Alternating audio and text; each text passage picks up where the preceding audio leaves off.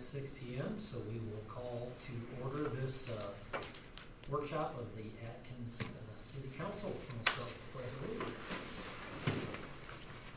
I pledge allegiance to the flag of the United States of America and to the republic for which it stands, one nation, under God, indivisible, with liberty and justice for all.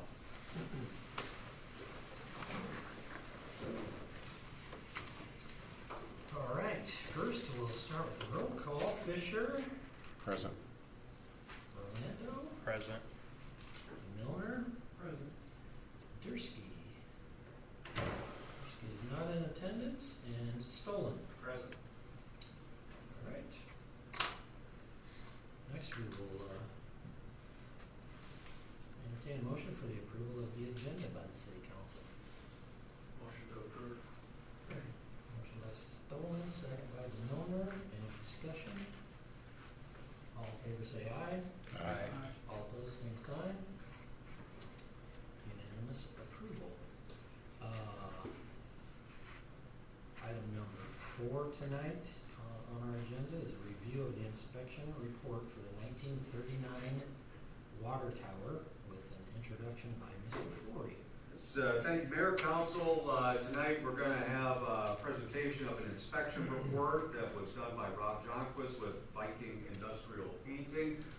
They just recently went back up on top of the tower and got another look at it. The prior inspection was done in January of 2022, and we just recently had our DNR 3-year inspection report for the water plant, and this was upgraded. Previously it was identified as a deficiency and something that needed to be looked into, the current condition of that 1939 tower. It was upgraded now to a more significant deficiency related to, again, a lot of the issues on the roof and some sidewalls and safety issues related to the 1939 tower, paint, all those kinds of things. So we reached out to Rob since they had done the work back in January 2022 on that inspection report, and he was gracious enough to offer his services and his company go back up, take another look at it, and give us an idea of what kind of condition that is in and what it might take to make necessary improvements that the DNR is looking to see in terms of, I'm going to call it watertight, I guess, those kinds of improvements for the 1939 tower. So I don't know, Rob, I don't have anything further in terms of any background. If you just want to introduce yourself and take it off from there. Yeah, so I'm Rob, I'm with Viking. We're based out of Omaha, Nebraska. I have been involved with Atkins on both tanks since about 2022, 21, I think is when I originally met with Todd. I've inspected the big one, and we've done probably almost all the work that's happened on that one through Nick, the engineer, over the past few years. I think the base cone of it and some of the interior repairs and stuff. So I'm pretty familiar with it. But yeah, I'll get into it. I live in Palo, right down the road from you guys here. First, I'm gonna just go through, I like to keep an agenda because otherwise I'll ramble. I'll go through quick who Viking is, just so you know that we're not, some fly-by-night gypsy painters out there. Then we'll go over the tank, an overview of the condition. I sent you guys all an email of a PDF of the report. I'll get you hard copies. Probably tomorrow I'll drop them off in the office here. So you guys can just spend a little more time looking at those. But when I was up there, I took probably 80-some pictures or something like that. So the report shows you key pictures, but there's a lot more to see if you want to see more of it. We're going to go over the details here, the important stuff, and then how to move forward after we go through that. So, Viking, we've been around since 2001. We bought over 100,000 gallons of paint last year. We're actually the main supplier we use is Tinnivic. We're their largest customer nationwide. Painted over 360 tanks. We work in 39 states, probably more than that now because we have acquired a few other companies as well.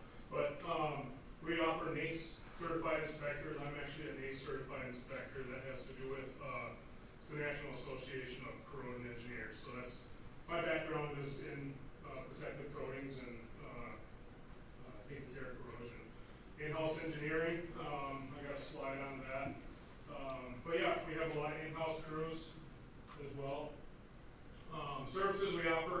inspections, tank maintenance programs, painting, cleaning, major and minor modifications. We do welding, repair. There's pretty much nothing we don't do aside from we don't build new ones. We only do rehab and work on existing tanks. VIP engineering, we have, that's actually we use it as a separate company, but we have the ability to put an engineering stamp on things. We're licensed in kind of the whole central part of the country. If anything needs to be engineered or needs to have that engineering stamp, or you prefer it to, we have that capability to do that in-house. If you ever don't like me, I'm the lowest man on the totem pole on this slide. You can always get to these guys. John Snodgrass, he's, I like to point him out, he's been in the water tower industry for his entire career. His dad was too, and a lot of people around the state know him. He's been with a few different companies, but no, this is his company. Few of our other companies, Tank Pro kind of covers the entire southeastern part of the country. Jetco is out in the western part of the country. Mongan is one of our companies there in Cherokee, Iowa, but they do all kinds of water and wastewater painting, but not elevated tanks. We only do elevated. Minoan Industrial is on the East Coast, and Mongan is a union branch of our company, so that we can operate in places like Chicago and some of those places where you have to be union. Core values, this slide always, I include it, you know, people on the outside see it and they're like, oh, this is just corporate BS, but I really do follow it because my whole reputation is here in Iowa, that, you know, what you guys think of me, what any other city that I work with thinks of me is my entire livelihood, so I take it to heart. I want to do a good job for you guys. I see myself as an advocate for the city that I'm working with, you know, someone you can yell at so that I can go to Viking and yell at them to get things done the right way. I'm always on the customer side because, you know, I've worked at a few different places and, you know, it's people deal with people, not companies. Customer satisfaction. When we do work for you, maybe you guys have even reached out to, maybe Todd has, but we always call and ask and we want honest feedback. If we didn't do a good job, we really need to know that because there's times when, you know, people just don't say anything if you don't do a good job, but they never call you back again either. So we take that as something very important. Let's get through that. So let's just get into your tank. I climbed it last week. I think it was on Friday or something like that. Just to get an update of the condition, see what's changed, what's progressed. We get a closer look at it. So we'll start out with the sanitary conditions of the tank, and none of this is gonna really probably be new to you guys. I saw the DNR report and things that they don't like, so a lot of this stuff is already in there, but we'll just talk a little further about it. The overflow was one thing that was mentioned. And what you actually have here, this is not your overflow. This is the one that goes by the water treatment plant. It's about 10 feet up in the air and just dead ends there with a screen on it. That's actually the old fill pipe in the tank. So the water would come out of the old plant, go in through here, up, and then it goes on this mechanism right here, and that kind of just cascades the water down to, it's a mixer of sorts to keep water moving in there, keep it aerated and things like that. That doesn't need to be there anymore. That whole thing can be cut off. This pipe, this on the interior, and just put a plate over that opening, and then that's sealed up. It's one less thing to deal with, one less thing to worry about.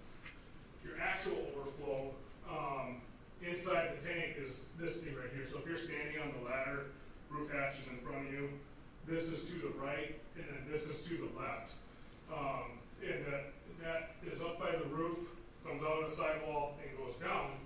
Well, actually dead ends right here on the bottom of the balcony, which is about 100 feet in the air. So if you were to overflow, you'd have water spraying out from 100 feet up rather than anywhere near the ground. And where that becomes a problem is especially in the winter. I had a picture, I couldn't seem to find it, but Rembrandt, Iowa, they had icicle, they had the same situation going on. They had icicle hanging off the side of their tank that was as big as the shell of the tank itself when it was 20 below zero, because, you know, the tank froze, overflowed, and, you know, they're not built for that extra weight up there, especially on the side. So this overflow, can still be used, but it needs to go, like the report said, down to the ground, have an air gap between the ground, splash pad, and we usually put a flapper gate on, which is a mechanism that's weighted so that when water comes out, it opens up, when water's not coming out, it closes, and then there's a fine mesh screen inside there if it ever were to get stuck open.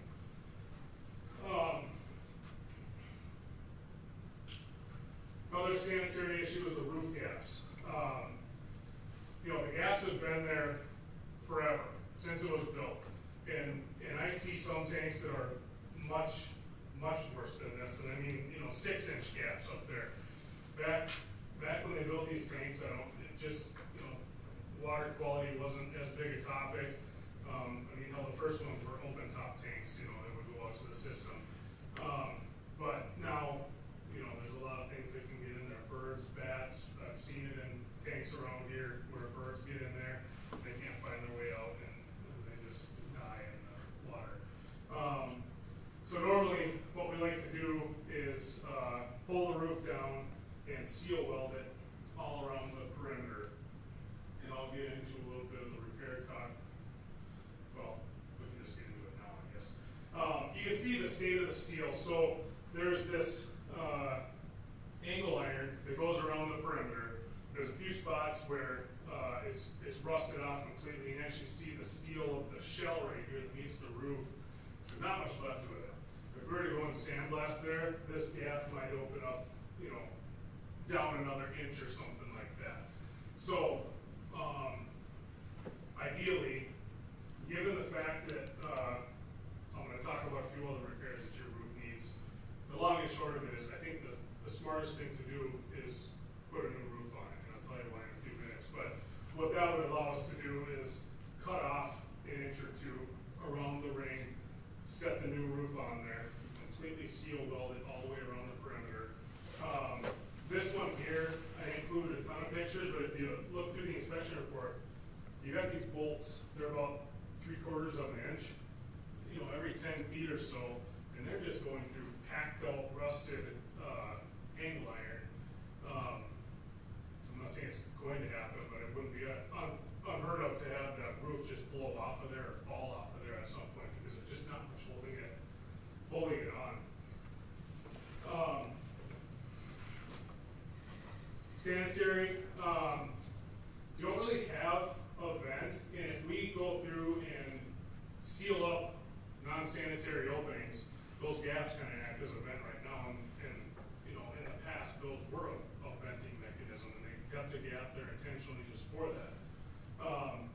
What we usually do modern times now is take, this is called a finial ball, we take that off, and that's where we would put a vent. We cut a hole in the center of the roof, and we put a fail-safe vent in there that has a dual venting mechanism, so that if it ever gets covered up with frost, there's something that will break and allow air to free flow in there. Like if you know, bust your feed pipe or something and lose all your water really fast, you gotta be able to take in air to replace that just as fast.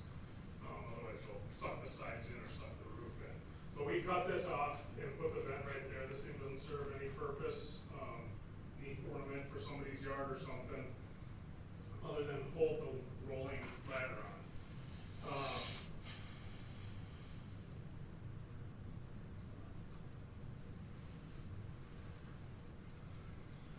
So ladders. On the safety side of things, you know, everything is pretty old on here and a lot of things have changed. There's OSHA requirements for the dimensions and the types of ladders that are required to be on tanks. Yours is close in some things. They're supposed to be 16 inches wide between the sides. You're at about 15. I'm not gonna say I didn't feel safe up there. The ladder is secure. I've been on some where you know you can feel bolts starting to wobble and stuff. Everything is bolted on this. That's the other thing is those bolts are as old as the tank, and as they start to rust out, that's what's holding your ladder on. The other issue with this ladder is for OSHA requirements, you're supposed to have 7 inches of space between here and here. Again, I didn't feel unsafe when I was up there, but you know the ladder rung is right about there versus being able to catch your heel as you're climbing up. I've been on one of go up that one with my feet sideways to feel safe on that one. But, and the other thing is a modern ladder is supposed to be non-skid. So usually the rungs will be made out of either rebar, so it has the texture on it, or else they'll take square stock and just turn it at a 45 so the pointy side is up. That's considered a non-skid. And then set the offsets back. So replacing the ladder would be recommended. Rob, Yeah. if I may ask a question there, the need to go up and do any work during the year from our people's perspective or our guys' perspective, what are the needs there? Zero. You shouldn't ever have to. Your insurance might not even cover an employee going up there. That's where I'm going with that. Yeah. Most cities, there's some that they'll climb their own or whatever, but most of them, their insurance doesn't even cover anybody climbing 10 feet off the ground or anything like that. So it would almost always be somebody that you contract out to do that kind of service. When it comes to OSHA, municipalities don't have to abide by OSHA regulations. We do. So it's kind of a gray area. We have to provide our employees with a safe working environment. So is OSHA going to come in and start taking measurements of tank ladders? No, they're not going to. Not now. There's talk of it in like 2027 that going around it, starting to do those kinds of things, but who knows? Again, I want to make a point here. I'm not saying, I don't think I wouldn't expect anybody to do anything unsafe. Yeah. But for our guys, I wanted to make a point, our guys aren't running up and down them ladders. Yep, shouldn't ever really need to. This ladder on the roof, I definitely recommend getting rid of that, and with a new roof, that comes with it as well. That ladder is as old as the tank. Usually if I don't absolutely have to, I won't go up on those anymore. They're on wheels, so they were made so that you could service the roof of the tank and move the ladder around. Well, this ladder from 1939 is held on by one bolt on the other side of this thing. And you don't know the condition of that bolt until you can get up there. And it's sketchy. There's nothing to hook onto but the ladder itself. So if that bolt lets go, you're going down with it. So what we usually do is just weld the ladder right to the roof with some standoffs. And when we're in a position where the roof is not being replaced, sometimes we'll just recycle this ladder and just take the wheels off, weld it to the roof secure so that at least it's not going anywhere. And then a ladder gate is something that's usually recommended to keep people off the tank. You can only do so much, but you got to do your due diligence to keep people off. Say, hey, we had it secure. We had a ladder gate. It's a big piece of aluminum that covers up like 6-7 feet of the ladder, and there's a lock on it. And if somebody wants to get up there, they're always going to get up there, especially on a lattice-like tank.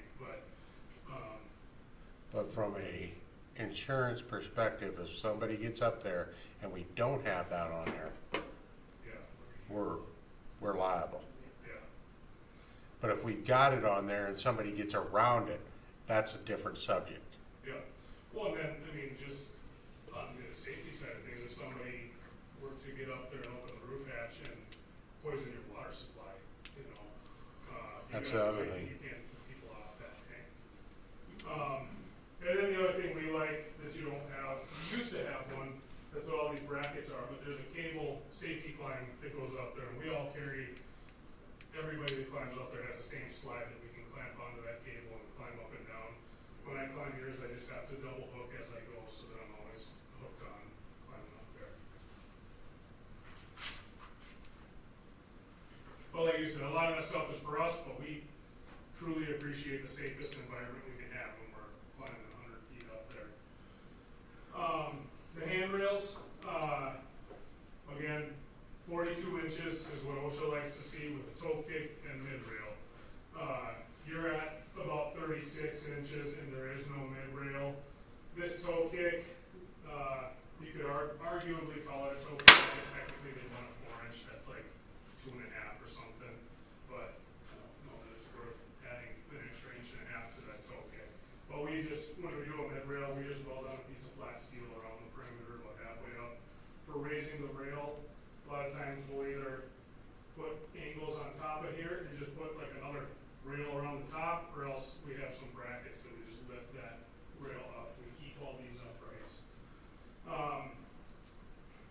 thing here that goes around the bottom, there's a lot of deficiencies in that with the railing height. There is no toe kick, things like that. The only reason this is here is to open up this drain on the bottom of the tank. I don't think it's worth sinking any money into this thing. Most tanks don't have it. 95% of them don't have that. I think there was a contractor 40 years ago that was running around putting those things on. I would just cut it off. It's one less thing to maintain, one less thing to paint, all that stuff.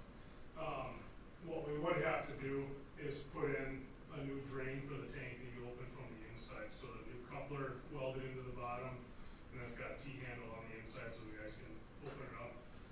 And what I would do in that case, you know, when you're doing a tank clean out, getting all that sediment and mud out of the tank, if you just have an opening up here, you're dropping all that stuff from 100 feet up.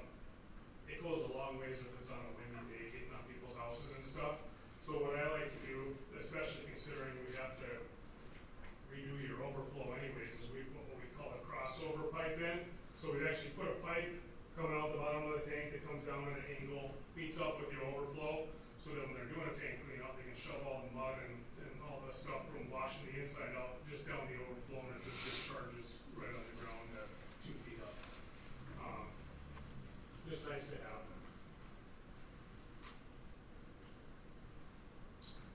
Manways. So this is the primary and the only manway to get into the tank.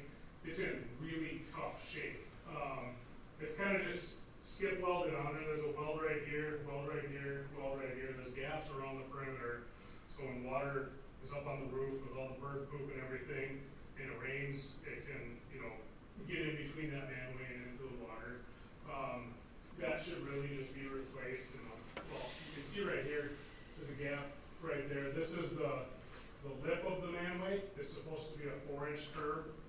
So it's got to be up about that high, and then a lip that goes over the top. The steel that it's welded to is just in very poor condition there. So if this roof is capped, a lot of times what we have to do is kind of repad that area with new steel so we have something good to weld onto for that manway. There is no secondary manway. So that's another OSHA thing, but it's also something that we have to have, especially if you're blasting inside a tank. When we're blasting coatings inside a tank, we have, you know, big blast hoses going in there, extension cords, all that stuff. It's a horrible environment to work in to begin with. But when you're blowing all that air into the tank from a sandblaster, air's got to come out as well.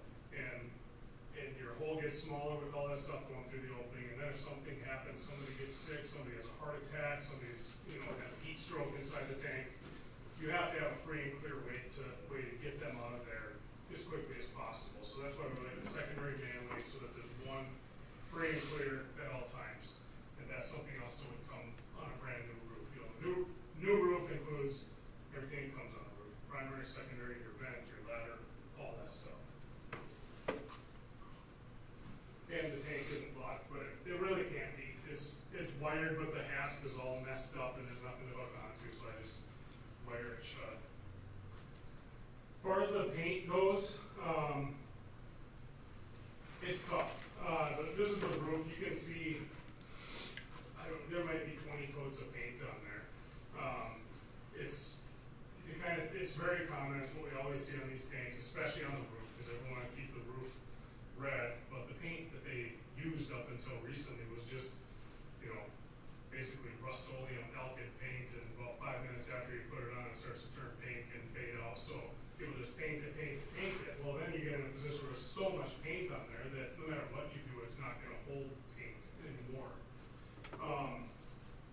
The belly and the legs and all that, a lot of it is in kind of this condition where if you've probably gone out there and seen it up close, where you could just take most of that paint off, especially if you pressure washed it.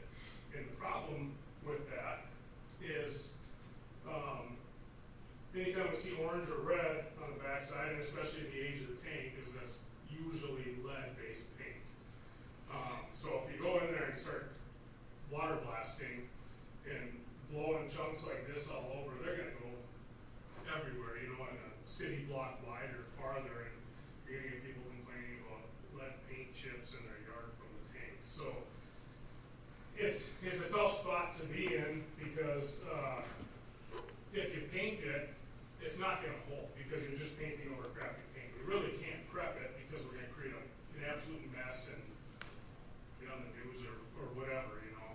So the best option is sandblasting it. Now, one thing I will say is you'll notice with the steel, you don't get much rust. I mean, this steel here has probably been exposed to air, even if it was covered up with a layer of paint. It's probably been exposed to air for decades, and it's not rusting. I don't see any major corrosion on the legs or anything like that on the tank. There's some mild surface rust, but when we start to see major corrosion, we see pitting, we see rust stains kind of running down the paint. What you have is black steel, and that's because this thing has never been sandblasted before. So that brand new steel that comes from the mill has a mill scale on it, and that mill scale actually protects the steel from corrosion. Once you sandblast it one time, the mill scale's gone and the steel will rust overnight when it's exposed. So the paint's ugly, it's falling off, but the tank's not rotting away. Now, if you leave it that way for a super long time, yeah, you're probably gonna run into some serious corrosion issues in certain places, especially where the snow piles up around the legs and stuff like that. But right now, I didn't see anything that worries me at all. We've had them where down by where the snow would pile up, you're sandblasting, you blast a hole right through there. But even in that case, we just put quarter-inch plate on both sides and sandwich it in there, and it's good as new or better. But yeah, the whole tank is just kind of in that position. Even when you get up on the shell, it all just looks like that, and a stiff wind probably takes paint with it every time it happens. Interior paint, I was actually pretty surprised. If you look in, I saw some of you have the old inspection report. There hasn't been a lot of change. There's a little more rust on maybe some of these laps in here. But, I mean, your sidewalls, usually you start to see a lot of failure around all the rivets and things like that. There's almost none, and it doesn't look hardly any different than it did 4 years ago when I was up there. So, the steel is well protected on the inside. I couldn't see down to the bottom, but usually even, there's still some nice chunks, probably some floating too, but you can usually, even when the water looks like this, if there's a big corrosion spot somewhere, it'll just be like a black blob in there, and I don't see any of that.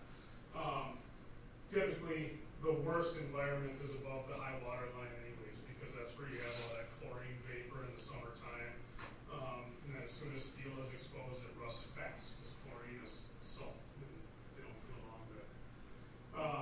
So yeah, I think structurally, the tank is in good condition. I think the interior coatings are in good condition. The roof, I don't know if I pointed out on one of the slides, but you do have quite a few openings here. There's actually about 4 or 5 holes right here. I just think the best use of the money is putting a new roof on it. You know, like I told Bob and Scott, a water tower, there's no moving parts. It's a piece of steel that holds water up in the air and gives you storage and pressure. That's it. So if a tank is 100 years old or 1 year old, it's as long as it's clean and sanitary, there's no difference between an old tank and a new tank if you have enough volume and storage. Rob, when you did your look on the inside there, how much water is in the tank? Is it about 3/4 away? I would say it was about half. Yeah. Half to 3/4, yeah. There's about 1.5. It was probably about 3/4. There's about 1.5 sheets of steel here, and I would say there's probably 2 or 3 below that. It's about 20 feet tall. So, kind of to sum up the repair needs of the tank. Install a new roof, I think that's the smartest thing to do. You know, you guys obviously offer questions or your opinions or whatever, I'm happy to talk about it. With the new roof, you get new roof hatch, secondary manway, seal welded the perimeter, a new vent, a roof ladder upgrade, obviously closing up all the holes and the gaps in the roof. We do all welded, nothing is bolted, there's no lap seams or anything, it's all welded construction. And then the the roof is sandblasted and painted on the inside and out. We do zinc, epoxy, urethane on the exterior, and then zinc and epoxy on the interior, so it lasts a very long time. Lasts all of us in the room here. Safety, install a new ladder gate, safety climb. I don't think I mentioned it in the slides, but an interior wet ladder, it's not something you have to do, but it's not a very expensive add-on. Without an interior wet ladder, our crews are hanging a rope ladder down into the tank. In the summertime, we're doing cleanouts. It's 20 degrees hotter inside an empty tank, and it's humid. And I don't know if you've ever climbed a rope ladder, but it'll use every muscle in your body and then some. So interior wet ladder, just a few standoffs, and it's just like the exterior ladder. Crossover pipe with a new plug, and then get rid of that platform underneath the belly. Raise the handrail, proper overflow, and overflow box, flapper gate, screen, and a splash pad down at the bottom like the DNR wanted to see. And then remove the old fill pipe and just patch over the shell. And then the only thing you have left on that tank to ever do in the future is blasting coat it. You know, the interior, I think, I'm only guessing, but I think your interior's got 8 to 10 years easily of life left on it. The exterior, it's gonna be ugly, but you put a new roof on, it's gonna be a nice, perfectly painted exterior roof that's gonna look really nice. But then you just wanna think about sandblasting the exterior depending on the longevity of the tank. It's a big investment when you're talking about lead removal on a tank. The biggest line item on a sandblast job on a lead tank is that the big tent that we have to put over the top, and then the disposal of the lead. That tent structure and everything that goes with it is a lot. It's about $150,000. And then the other thing that you have to have if you're going to do that is a roof that can support that structure. So that's where the roof also comes into play at that point, is if we put all this money into an old roof, and then you do want to sandblast it, but it's not structurally sound enough to support a containment if you wanted to blast it in the future, then you're looking at putting a new roof on to support that containment. So, And Rob, the cost to do everything there? right around 190. That's without painting the exterior and sandblasting it, but that's all those repairs, the new roof. And that gets you 7 to 10 years. Well, the roof will get you as long as you have that tank in service. I'm sorry, 7 to 10 years without having to do any repairs to it whatsoever. Yeah. Right. If you cut that top down to get to good metal, how much capacity would you anticipate we'd lose? You won't lose any, because that overflow is where your capacity ends. Okay. And that's about a foot below the roof up there, so you wouldn't lose any capacity. Okay, good. And I just want to make it clear to everybody, the concern that the DNR had was from the previous report that was done by your firm, right? Yeah. It's not that they're climbing up the ladder, they're seeing these deficiencies. All they're doing is they're looking at the reports that we have here for this, which was the previous report, and she's making it, we said we were gonna do something, and we didn't do it, therefore now we're at the next level of a major defect. And that's why we're here talking, and thank you, Rob, for honestly putting this presentation coming right away.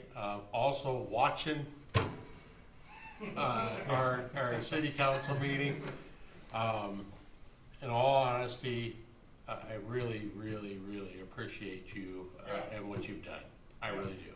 Thank you. So- Definitely shows great customer service, yes. That's what we go for. So Rob, your thought on the painting of sandblasting, painting the entire tower, so like Dave mentioned, this new roof, everything has about 7 to 10 years before the next maintenance project would happen Yeah. there. But the estimate on the sandblasting, the containment, what do you just spitball a number on? I would say a good number for sandblasting, painting, the exterior is gonna be probably around $300,000 or so. depending on when you do it, I think that's, you know, that's a decent tomorrow number as well. But, you know, you go 10 years down the road, who knows, you know? Probably gonna get cheap. No. So, Rob, the next question I have is there material out there that you could utilize that will go directly over top of this paint and will seal this paint where we would not have to do the sandblasting, containment, and removal of the lead paint? Are you a sales rep for Tanema? No. Yes, there is. But it would still require at a minimum, probably a pressure wash. Power washing? Yeah, but Tanemic, they make a product that's called a mastic elastomeric kind of product. And it's a sprayed on, usually you do 2 coats, but it's a sprayed on product that forms, I compare it to shrink wrap, where there's a tank out in Nebraska that was done about 6 years ago, and I had our guy out there just go check on it about 6 months ago, and he did an adhesion test where we actually cut into it, and then he put a piece of tape on it, ripped the tape off. But when you cut into it, you can actually see the stuff, like cutting rubber how it just wants to close back up. That product is designed to be used in lieu of blasting in cases where you either cannot because of site conditions, maybe you got a neighbor that just, it's not happening ever until they move, or it's just far too expensive. But what it won't hold is those chips that, you know, if you just take your hand on it and wipe But the it off. pressure washing is gonna take that off, right? Yeah, we would have to do some kind of contained pressure washing, I think, to be able to do it the right way. But then that product, normally you can't put anything over, when you see a tank that's silver like that, it's an aluminum paint. It's not, it's made out of aluminum, but it uses a alkyd resin as a binder. When it's done properly, it lasts forever. It's aluminum flakes suspended in an alkyd resin. Alkyds age outside, that's what I was talking about, how the roof turns pink and everything. The aluminum that's on the outside, when it's done properly, those resins age away. When it rains, the aluminum flakes just kind of get washed off the tank. The coating gets thinner, thinner, thinner, and you put more on, and you just keep on doing that. What's happened over the past 40 years is companies come around and say, you need to paint your tank every 5 years, whether you need to or not, because they're just trying to sell you something. And then they pile, 30 coats of paint on the tank, and it's not doing that anymore. Ordinarily, once you have aluminum, you can't go over it with anything else, because the aluminum is self-sacrificing, and the other coatings will come off with the aluminum. That product I was telling you about, Tanemic has tested it over aluminum, and they'll stand behind it going over. So there would be a level of containment to pressure wash it, but then we could do that primer over it. Do you know what the cost of that is? I don't off the top of my head, That's fine. but I would say, if I could guess, I think it would be under 200. It would just be, developing a way to contain it as your pressure washing. It doesn't have to be anything fancy, even if we build something out of PVC and plastic to put on a man lift to go up there or something. Just something to keep those paint chips from flying all over town, help them go straight down. So I don't think it's impossible. So probably around $400,000 to $500,000 to be spent on this tank in the next 10 years or less. Yeah. But the good thing is, going back to the corrosion issue, I don't think you have a corrosion problem. And if you, one thing, if you decide to engage with us, one thing that I'll recommend is, especially since I'm just down the road, get into, something where we are inspecting it every other year or something like that. We can catch a problem. If we see something starting to go south real fast from a corrosion standpoint, we can fix areas too, If there's a spot on the tank that's looking really bad, we can come out and mechanically prep it and put some paint on there and protect the steel or whatever. What's the size of the gaps in the roof right now? I would say, on average, back up, I'm gonna say they're about and these bolts are 3/4 to an inch, so a gap like this is probably 3 inches. But for the most part, you're probably, you're touching in some areas because of where it's sucked down. But I'm gonna say an inch, 2 inches, So it's not horrible. I've seen a lot worse, but it's just one area.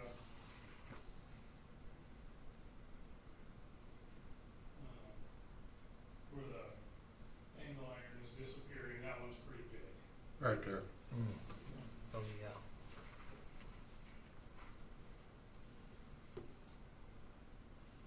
That's big enough for a bird or a bat to just fly right in.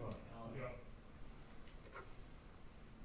So you mentioned a water tower maintenance plan. I was looking at a response from an earlier report that was done, gave this response back in 2023, and it mentioned here, it could be a mistake, that water tower maintenance is provided by a contract with Viking Industrial Painting, so, but we didn't have a contract.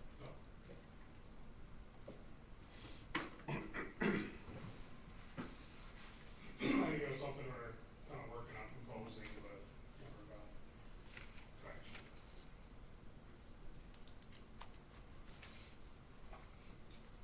Your company has all the crane and JLG to do all this work Yep. without any additional charge. Yeah, once we give you a quote, that's the price. Tonight's number is a good ballpark, and it's on the high side. I don't wanna tell you a number that's too low by 20 grand or something like that, and then you say, well, give me a proposal, and then we're way out of the ballpark, But that's a very safe number for discussion purposes. So Rob, we determined that we want to move forward with you on the repairs that you've quoted here. What's your time frame? Now is a good time to make that decision because obviously with the weather turning around, we're gonna start ramping up big time in Iowa here. I would have to talk to our operations, and we do, allow you guys to have a say in that too, because, some places they say we have our town festival and, 4th of July, we cannot have crews working during that. So we wanna know what's ideal for you guys, as well. But, if you tell me that it's urgent and you want it going first thing in the spring, we would do our best to accommodate that, which would be very soon, obviously, now that the forecast is turning. Right, and so we were to approve it, we issue a purchase order or whatever, however we do it. You start within that month if that's what we determine, and is that correct? I And would certainly try. I'd have to talk to our operations department. They do our scheduling and with the crews. But we're understood. gonna have, I won't hold you to it, but no, we're gonna be having a crew in western Iowa doing this exact job. We've already designed the roof and everything. We just couldn't get to it in the fall. We're gonna have a roof crew in Percival, Iowa. I think next month they're gonna start. So it would work out well when we have, the right type of equipment that close by. so that leads me into the next question, is design of this roof. Mm-hmm. Timeframes, material, being able to get everything and ready to go. Yeah, most of the stuff we talked about, ladders, all that stuff, we probably have on hand, vents, all that. The roof, once I were to take some measurements, we'd more than likely be able to use almost the exact same design from the roof we're doing in Percival, because that's the same size tank, same style tank and everything. So there's a chance that those exact drawings will work on yours. Lead time, it's usually pretty fast. We work with a lot of different fabricators or steel suppliers for that, and I don't see any of that being something that holds us up. Next question, and sorry for doing this to It's you. okay. You start the job April 20th. Yeah, How long? at least a month. I would say, well, I would say a month is probably good, but I figure 6 weeks, you know, we're weather dependent for some stuff. If we have a super rainy spring and we start right away in the spring, there's, you know, certain phases of the job that just can't be done when it's raining or whatever. As far as one thing that saves you a little bit of time is if we're not, a lot of times this is done in conjunction with an interior blast. And when that happens, that extends it quite a bit because you have a week of just plain cure time after everything is done on the tank. With yours, we would have, I don't think we have to wait much for cure time or anything because you're not submerged in water. I think that this might be my last question. Okay. You take the roof off, you're gonna have cutting, you're gonna have, material flying around, clean up. Yep. We keep very clean job sites, and if you ever drive by and see that it's not clean, you can let me know. That was, I didn't even get there yet, but Okay. I was talking about inside for contaminating the inside surfaces. Oh, we clean that. So we would cover up the outlet on the bottom of the Gotcha. tank, because you have a common inlet outlet. Cover that up. It's going to be a mess inside there. But when we're done, clean it, disinfect it, and make it ready for service. Yeah. Yeah, we don't want to make a huge mess in there and then. And I appreciate your point on the job site. That's usually a given, and as professional as you've been here tonight, I can tell you, Yeah, and, you know, then the other thing is, you guys can decide what you wanna do with the steel, because obviously there's quite a bit of steel there, there's some value there. We can dispose of it, but a lot of places they say leave it if you got a local scrapper, or even the city wants to do something with it. Yeah, we can, It's black iron, correct, not steel? yeah, no, it's just carbon steel, And we'll be, without that storage the whole time, it'll be down, yeah. Yep. and we'll be without storage for the whole city at that whole time. For that tank. Yeah. Just that tank. So I mean, depending on the timing, I mean, obviously, we would prefer that in July or August. Highest Yeah. usage, Yeah, yeah. yeah. Would we be okay with going through the summer with demand? Yeah, yeah. And I think you'd be talking about doing it before summer. Yeah. I'm just, Yeah. you know, Yeah, if you guys would wanna get on it, or, I mean, you know, there would be some urgency to making a decision, but, we would tell our operations that you wanna do it early, and we'll do everything we can to do that. And it didn't look like you had any concerns from a storage standpoint from any of our facilities here. No, I mean, And the other one could use some paint at some point, but, the last I was up there, I think it was 2 years ago that I was on that one. But no, I don't have any major concerns.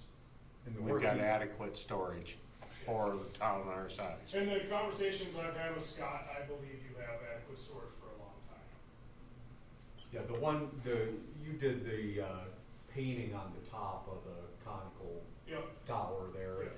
Like we talked, I'm not sure who picked that color, but it would be a dream of mine to see a different color on Yeah. that water tower. I like stark white tanks, there's just nothing better than a white water tower. Rob, going back to the, Sorry. storage capacity, Mhm. did you run the numbers as far as storage, needs for the town? I don't have that ability or knowledge. Okay. So I don't wanna lie to you. But no, I don't have that kinda, Understood. but, I'd only come back on that one to the DNR report. They do mention, I think at least the last couple, maybe 3, so it'd be about 9 years worth, the issue related to pressure in the southeast area and on the west side, but nothing whatsoever related to. Yeah, from a storage standpoint, Correct, yeah, deficiencies on storage. yeah, I'd still like to look at all the those numbers, I really do. I think it's critical to helping us decide what we're doing here. Exactly. Very critical. We either need it, or we need bigger, or we need nothing. Pretty much 3 ways to go there. We Yep. need to have that information. How long's it been since the inlet fill valve has been shut? What if that needs mine? That's a very common problem. I would Yeah. exercise those valves if you can early and often, just to get it. If you do have something leaking by, there's ways to get around that, but it costs more money. It's rerouting it past How that many valve. years has it been open and never cycled? Yeah. It might still be good, but yeah, that can be a problem at times. But, if it's a real slow leak, in your tank, it's not a huge deal, because again, we're not renovating the interior lining, it's just a matter of making sure it doesn't fill up with water while the guys are trying to work in there. Right. But if it's a slow leak where it just doesn't shut all the way, and then you get a few gallons a day, well, that's not a big deal, they can pump that out or whatever, If you go back to Dave, your comment on the consumption, just going back again to our report on the survey here, average daily, just for the public's awareness, average daily use is, little over 100,000 gallons a day, and then the maximum daily use probably about 210,000. So those are the kind of the parameters. And then we can treat 240. 40. We're limited in terms of the RO skid. We have 2 RO skids. One is a backup, the other is a primary, and it can treat up to the equivalent of 240,000 gallons a day. And that 240 is ready to go. That's with chlorine and everything. Correct. Yeah.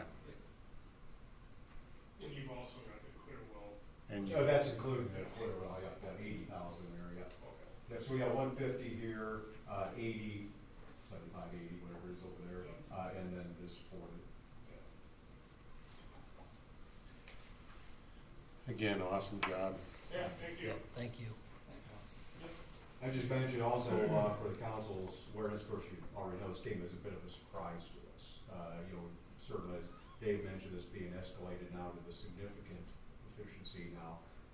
So the DNR, I think, is wanting a response from us by March 6th. Not sure we're going to be able to satisfy that, but we'll talk to them, see what we can do. But you got a number of deficiency or recommendations and other things that were identified in here, so there's like 21 of them or something like that. But I think that one's the top one, so appreciate everybody getting together so we can talk about this and talk about, at some point we'll have to decide everything tonight, a response. Now, as you heard the numbers from Rob, we're looking at about $190,000 probably to make this level of improvement. On the bottom end, yeah. Yep, and we obviously didn't have anything in our budget for that, this project. So we'd have to be thinking about probably in May, doing a budget amendment to cover the cost of this project, if that's what the council would want to do. So under 90,000, again, we had planned on that. So just throw that out, and it's just an unanticipated expense. Scott, I appreciate you sending out earlier today the response that was made to the DNR prior to this. And in my opinion, you never want to give a response to anyone without having action to be taken with that. And none of those that were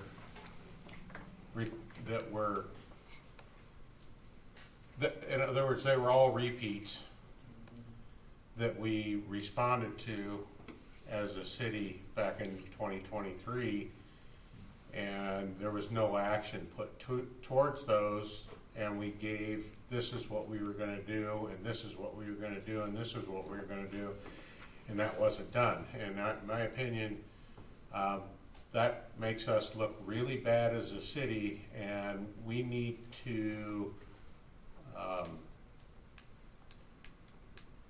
go a different direction than what we've done in the past, and that's back up what we say we're going to do and actually do what we say we're gonna do going forward, because the next course of action could be a lot worse, especially if they expect more than just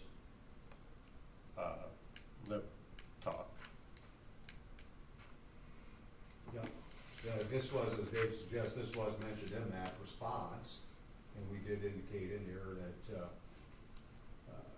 Public Works, Director contact Viking, propose a plan, make the facility watertight, per the requirements in there, so yeah, we have not done that, obviously. We've not done that, and that's why we got to where we are, and that's why the DNR representative that I spoke to has concerns that, you know, what is our water supply actually from that source? She's questioning it at this point in time. I'd agree with you, whatever we do, we need to back it up.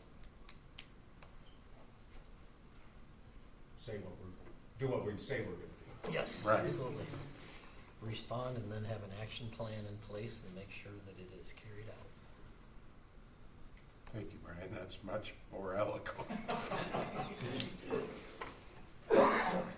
It's just too bad that that report in 22 or whatever that the DNR did, it kind of just stopped with the superintendent and the former mayor and probably the city administrator at that time.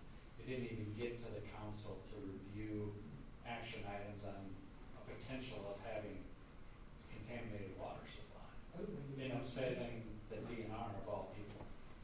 It's just really, can't go backwards, but why it didn't get pushed forward, that's another conversation for another day.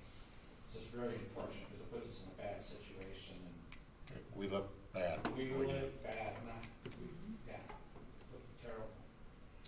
Well, we can control going forward. Yes, we can. We'll control Yes, that. we can. Things that we haven't done. BJ, you were on the council, was there anything mentioned about this? No? That's why I'm sitting here. Okay, listen to my question.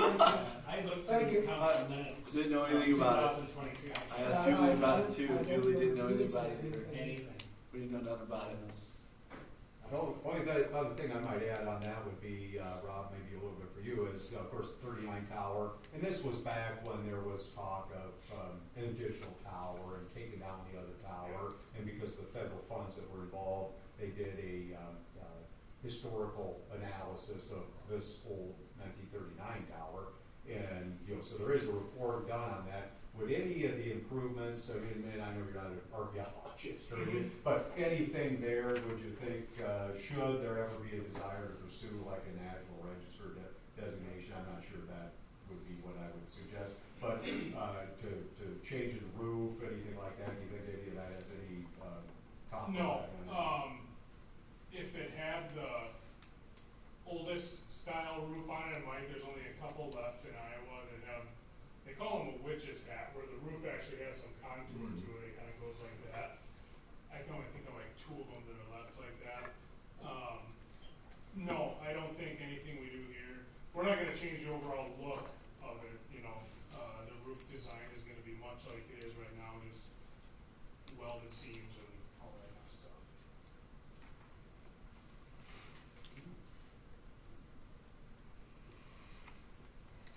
Any other discussion, council? I don't, do we have any other options? As far as, if you want to take it, I mean, you could take it down, so I think one option is to repair it, as Rob has suggested. Another option might be to take it down, you lose 40,000 gallons of storage. You could consider replacing it with an above-ground storage tank of 50, 60, 70,000 gallons, whatever, gain a little more capacity if you want to do. You've got a well house that's there, so that's a system, like a lot of cities in Old Marion uses a lot of that, Hiawatha, they have an above-ground storage tank, so they don't have it elevated, it's on the ground, and then there's a pump that pumps it out to the distribution system. You could build one of those tanks, put the pump motors in the well house,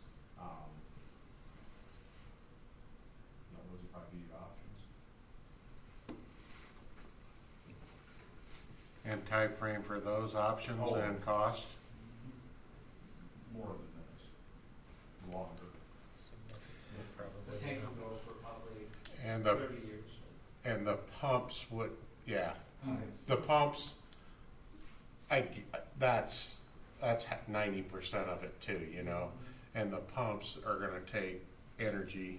Maintenance. They're going to maintenance everything. So this is probably our route we need to go. Is that what I'm hearing? I think it's probably the more cost-effective route to go. Okay, I think that's what we all need to hear is, council, this is what we think we need to do going forward, and putting together a resolution to get it approved moving forward. And I'm sold on what you've Yeah. shown here. And his Rob? best explanation was a tank is a tank. Yeah. Yes, Whether it's 100 years old or we put a new one up there, yes. it's gonna hold a body of water, whatever you say it is. We can't, technically, we can't make it bigger without improving the footing. And, and Scott, I'm sorry, but I don't know if we need to have it approved at the next meeting, but that doesn't meet our 6th. 10th. Next week is the 10th, but, you mean the deadline? Doesn't meet the deadline, but we could still give a response that the Correct. council has met. Correct. The council has met with Rob. The council We gotta- will vote on the next meeting. That's the response we give. Yeah, I agree. I mean, and I think that's probably, this has been probably more than they've had in the past. Or I don't think, I don't know that it's ever been presented to the council previously, so I No, think yeah. the DNR will probably be pretty impressed that we've taken. Just their- send them the We've live. got the ball rolling, Yeah. even though we don't have the final solution. And we've only had this for a few days. Right, yeah. So we've got a response. I agree. And I think unless somebody's in here saying that they're dead set against it doing anything, I think this is the route. That's just me, but I'm Again, not I trying think to it's speak a- for everybody. I'm not trying to speak for I everybody. think it's a matter of, That's the idea is a fix, and then as he does a proposal, I would propose, because not all of us are gonna be here 5, 10 years from now, that probably set up the maintenance contract as well, so every 2 or 3 years, I we can't check those dispute off, that. and as Rob talked Absolutely. to Scott and I about it, is when the DNR comes out to do their sanitary surveys, we can say, we already have Viking coming out, and they're peeking at our stuff, as a every requirement. 2 years or whatever, yeah. And I think that it's gonna be a huge benefit to all of us. That way, Well, if there's an yeah, expenditure, you're To gonna your always point, fund. for the future, for every council after that, not Yeah, getting we're land. setting them up to be very Yeah. successful. And any of the other future improvements, if we wanted to do stuff to that tower, you spread it out over a 4 or 5 year Yeah, period. we didn't get much into that. I don't wanna get you too far off topic, but that's one thing we offer that, we have it on the tank and payroll. There's an actual maintenance program that you could do on the other tank here, where, you pay a fee every year, and it includes everything, including the year that we have to come and paint the exterior, the interior, you have somebody shoot a hole in the tank or something like that, it's covered. And we have we own all of the risk and liability for the tank, you own the asset.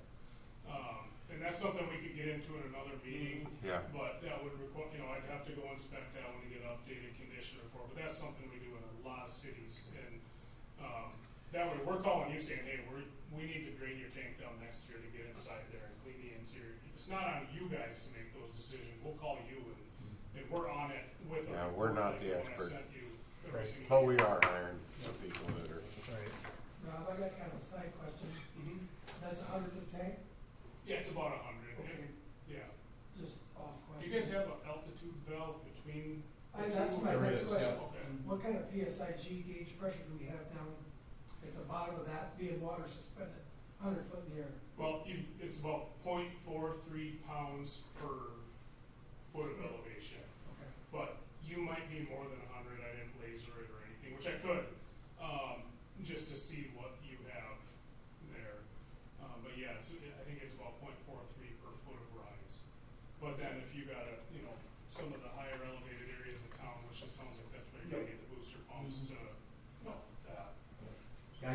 about 110.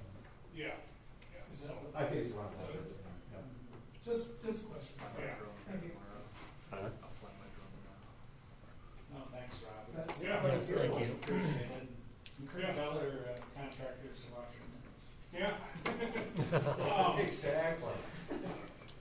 You guys all have that number is my cell phone, you can text me, call me, whatever, and like I say, I'm 8 miles away or whatever it is, so. Thank you. All right. Thank you, sir. Yep, Your thank Jack, you. is that your Jack? Oh, yeah, Yeah. thank you. Thank you, Rob. Yep, have a good one. Too.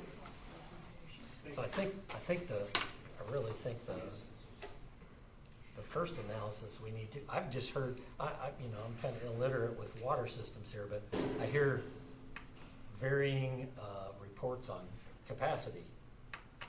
What's our capacity needs?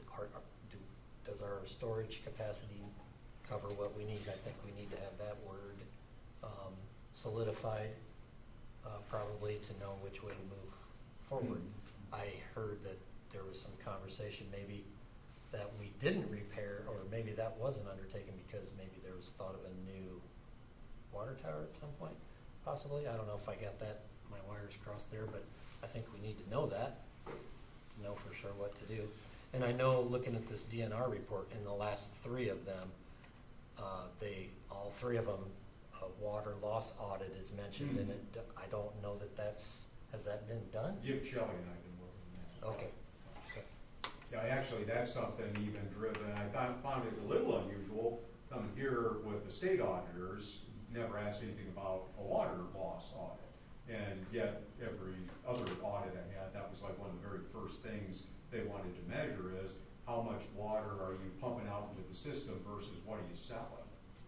And there's a tolerance there, it's about 15% is acceptable. So I don't know why that was never asked by the other auditors here, but that was like one of the very first things the new auditors wanted to know is where are we at in terms of what's getting pushed out. Yeah, we're not bad, but again, some of the record keeping is not great on some of it. So I'm not real, I think you'll hear when you get our audit report that they're comfortable with where we're at with it. I guess I'd comment on the storage.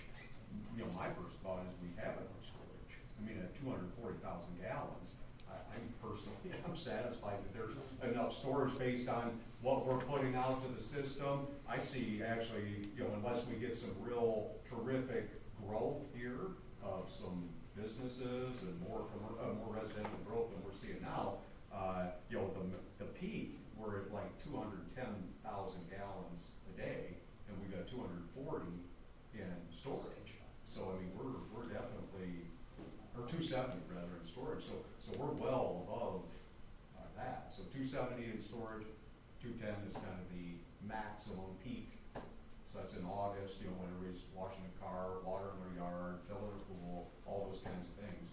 And you'll be able to replenish that in less than 24 hours.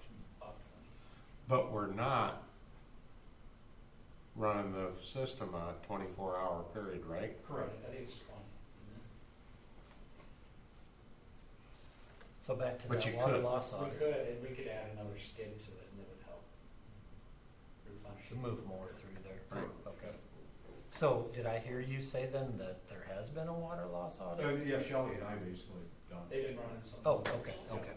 Do we want to bid out something like that, have somebody come in like Western to even look? So that was another thing that was in the report, is that there was gonna be some efforts made on, doing some water loss surveys out in the community where they come in with their equipment, test, lines, can and kind do of that. look for water loss. So I think that's something that we would want to do at some point, gradually, a little bit each year, kind of looking at the system. But, based on what I've seen with the amount that we report to the DNR that we're pumping out to the system, so we use a bunch in the treatment process for our treatment process plus wastewater. So, but we're actually pushing out to the system versus what we're recording for sales. We're okay. So what that does tell me too is that we do talk a lot about the older infrastructure that we have. What it shows me at this point is we don't have a lot we're losing. But that doesn't mean we don't need to tighten some things up. We just don't know. We haven't done any of that outside testing. So your work to analyze that's been since this report was received? Yes, that's been, no, it's actually just prior to it. We just started working on it just prior to it, but that was driven by our auditors. They had done some work themselves on it, and then Shelley kind of took it to another level. Financial Yep, auditors. exactly. Understand that now. Yep. Okay, thank you for clearing that up. But yeah, I think in terms of the storage itself, like 270,000 gallons where we're at today, versus what our peak day is. Scott, can we get that into a spreadsheet? I can put it into a spreadsheet, I can put it into something that anybody could look at and go, we're fine. Yep, we've done. So Okay. she's already done work on it. So Every you're month. on that, Yep. that would be great to see. There's a couple months in there where it'll surprise you, something happens. So in February of 25, before I got here, we had kind of that large water main break and deal that went on. So we definitely put a lot of water out there, but the sales are not what we put out. So there'd be a lot of water loss in the month of February of 25. And that's not what I'm saying that. I'm trying to go at I'm trying to say the spreadsheet of, this is what we have for storage, X, Y, and Z, all 3, 4 places, whatever it is. Yep. This is what we can produce through our system, put it into a spreadsheet so everybody can see that, so that nobody comes into question that we need a new water tower, or we need this, we need a pressure, this is, We're working on the pressure. we're working on the pressure, and the pressure is what we need to focus on. First. And eliminate that question in people's minds that we need storage moving forward. You can set some benchmarks for when you do add storage. There you go. That's planning, that's my. Yep, that's planning. That's what we'll do. Yeah. But I think you should have a big easel out there with that information on there. Everybody that comes in to pay their bill or go to the library or whatever, they can see it, but it's gotta be understandable how we do it. And I can put that together if you just give me the numbers. Yeah, That's what I mentioned. they put it up there and get it done. And, the DNR report talks about pressure, on top of the findings and whatever, but it doesn't say anything about storage. If we had a new water tower that's 50 foot taller, there's more pressure right there. Of course, yeah, by the gravity. 100 some PSI, Mm-hmm. because you Yep, gravity. made it the right height. Yep, sure. Scott, do you need anything from this group to say, this is what we're gonna say to the DNR? No, I think I've got it. Okay. Thank you very much. And then I think when our auditors come, which should be in March, to present the audit, we'll have some conversation too on that water loss audit as well. Awesome. Financial audit. Yeah, but it really relates back to the whole issue of how much water we're pumping out versus how much we're selling, because that's all about the capacity issue. If we're only putting out, per month, like 2.5 million gallons in a typical month, and then with what we're selling, you can just demonstrate the need that we have plenty of capacity, we're just not going through that much water. The thing we used to calculate when we were in the large manufacturing is the cost to produce that gallon. If you're losing X amount percentage through that, this is what it's costing you. You need to figure out where you're losing your losses at, so you can reduce those costs. And that's a whole thing that you want to focus on, is your losses in order to improve your overall cost, so we can get our cost down to our consumers.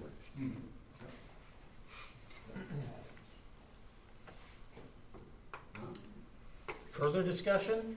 Is there anything we gotta do to get something for the agenda coming up to get on? Once he comes with a proposal, we gotta wait for him to do the I think we'll proposal wait to for get in? Yep, I think that's what I've heard, wait for Rob to give us a proposal back, and then we'll put on the account. I think we've kind of settled on, we wanna proceed this route for the most part, and that's what I'm kind of doing. I should take care of the DNR until we formally get going, because they're gonna have their fingers in that too, once we take the lid off. They'll probably be around poking. I would imagine you'll need a permit for that, yeah.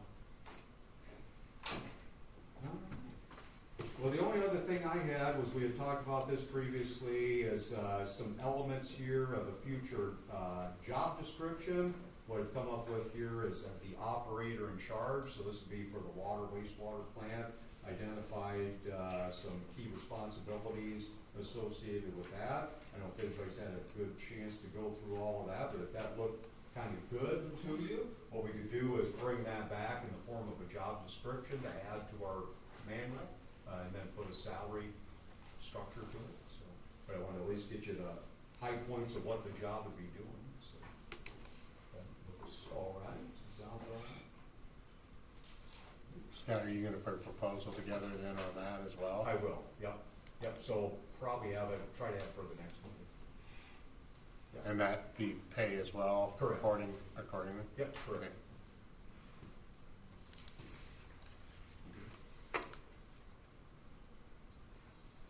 Anything else? Very productive meeting. It was Very, very good information. All right. Make a motion to adjourn. Motion by Fisher to adjourn. Second. Second Rolando.